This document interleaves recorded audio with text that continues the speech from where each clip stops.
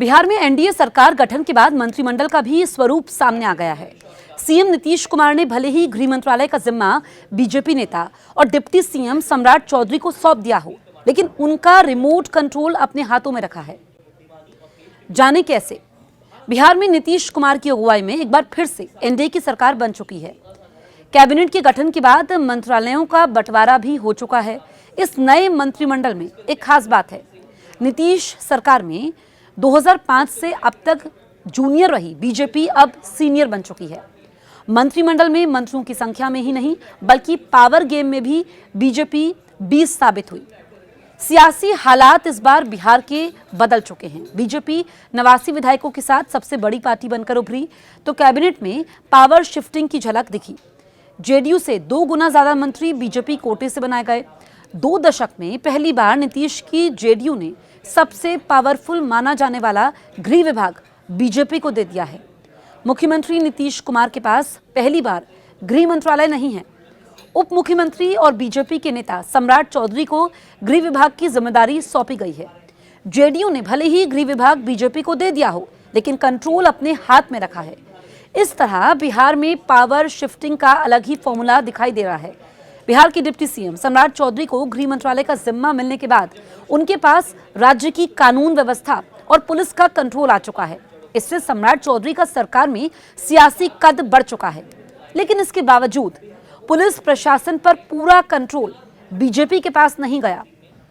IAS और IPS समेत अन्य अफसरों के ट्रांसफर पोस्टिंग अब भी मुख्यमंत्री नीतीश कुमार के हाथों में है। बिहार के गृह मंत्री होने के नाते सम्राट चौधरी प्रशासन के जरिए कानून व्यवस्था को दुरुस्त करने का मोर्चा संभालेंगे, लेकिन उन पर सियासी दबाव नीतीश कुमार का ही होगा। इसकी वजह यह है कि मुख्यमंत्री नीतीश कुमार ने गृह विभाग भले ही सम्राट चौधरी को दिया हो, लेकिन सामान्य प्रशासन विभाग अपने पास रखा है। सामान्य प्रशासन विभाग एक तरह से हर विभाग के प्रशासनिक नियंत्रण का केंद्र माना जाता है। राज्य में आईएएस और आईपीएस से लेकर बीएस और बीपीएस अफसरों तक के तबादले, नियुक्ति, प्रमोशन और यहां तक कि अनुशासनात्मक कार्रवाई के काम भी सामान्य प्रशासन विभाग ही करता है। ऐसे में सीएम नीतीश कुमार ने इस विभाग को अपने पास रखा है। सम्राट चौधरी के सामने कई चुनौतियां। गृह विभाग किसी भी राज्य में चुनौतीपूर्ण मंत्रालय होता है, लेकिन बिहार में यह सीधे परफॉर्मेंस का मैदान है। गृह मंत्रालय के जरिए ही सीएम नीतीश कुमार ने सुशासन बाबू वाली अपनी छवि बनाने में कामयाबी हासिल की। नीतीश कुमार इसी यूएसपी के सहारे जंगलराज के तिलिस्म को तोड़ पाने में कामयाब रहे। कानून व्यवस्था, पुलिस प्रशासन और भ्रष्टाचार नियंत्रण जैसे मामलों पर सीधी पकड़ रखी। 20 साल बाद नीतीश कुमार ने गृह विभाग जरूर बीजेपी को सौंप दिया है, लेकिन सामान्य प्रशासन की जिम्मेदारी अब भी अपने नियंत्रण में रखी है। बीजेपी की नजर लंबे समय से इसी गृह विभाग पर थी, जिसे लेकर 2024 में जेडीयू के साथ कई दिनों तक बार्गेनिंग चलती रही। उस समय बात नहीं बनी, लेकिन इस बार बीजेपी से अपने हाथ में लेने में सफल रही।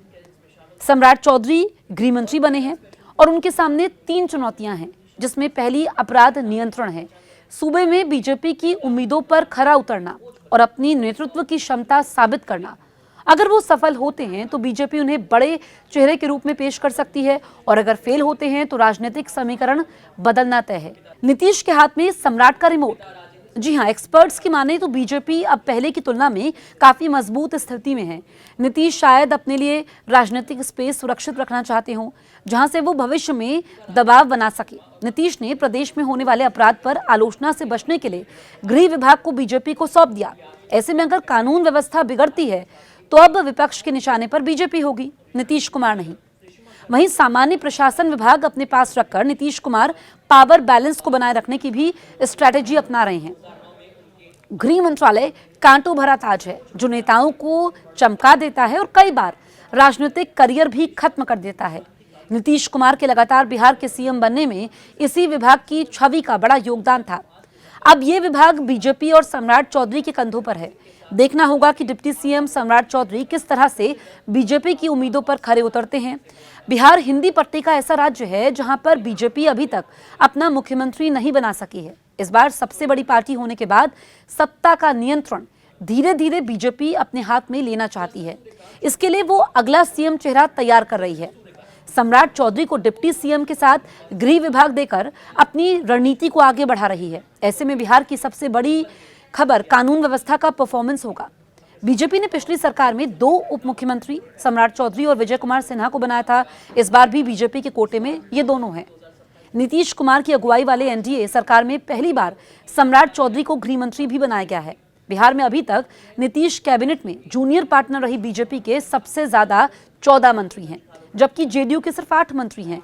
चिराग पासवान की एलजेपी रामविलास को 2 सीटें मिली, जबकि जितिन राम मांझी की हम और उपेंद्र कुशवाहा की राष्ट्रीय लोक मोर्चा को 1-1 मंत्री बनाए गए हैं। इससे समझा जा सकता है कि बीजेपी कैसे बिहार में आत्मनिर्भर बनने ही नहीं बल्कि सत्ता को भी अपने हाथ में लेने का दांव चल रही है।